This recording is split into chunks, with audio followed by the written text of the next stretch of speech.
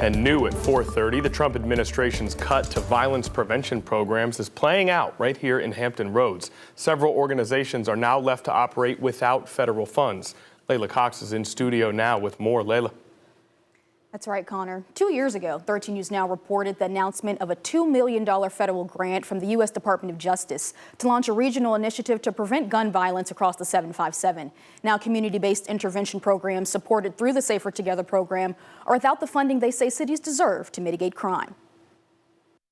Organizations dedicated to combating crime in Hampton Roads struggling to make ends meet. People aren't getting the services that they need because the funding isn't there. This comes after the Trump administration terminated federal funding for gun violence prevention programs across the nation. In 2023, local leaders announced a new program called Safer Together, funded by the U.S. Department of Justice in hopes to curb gun violence. Community-based groups including Catch More Kids, Communities of Change, and Give Back to the Block served as, quote, credible messengers and connected with gun violence victims and affected people through the Safer Together program.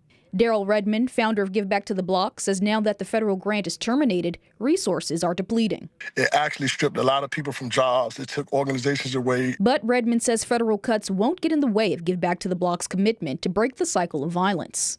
Time now is very hard. It's very harsh. It's very stressful. But our community needs us, and we'll be there. In the meantime, Redmond encourages anti-violence organizations to establish a bond with their local police departments. The anti-gun violence advocate shares that in Portsmouth, community partnership plays a big role in addressing crime. Chief Jenkins is one that believes in community-based violence intervention. Talk to your police departments and get them to understand that you are a great component to public safety. Despite the cuts, Redmond remains optimistic about the future. We will continue to have hope because it was the first time that it happened. So if it happened one time, it can happen again. Redmond says the federal funds might be gone, but the work must go on. At the end of the month, Give Back to the Block will host a forum for mothers impacted by gun violence and share ways to overcome that trauma. I'm Layla Cox, 13 News Now. All right, Layla, thanks. And 13 News Now has reached out to former Safer Together program director Alex DePaula for comment. We are still waiting to hear back.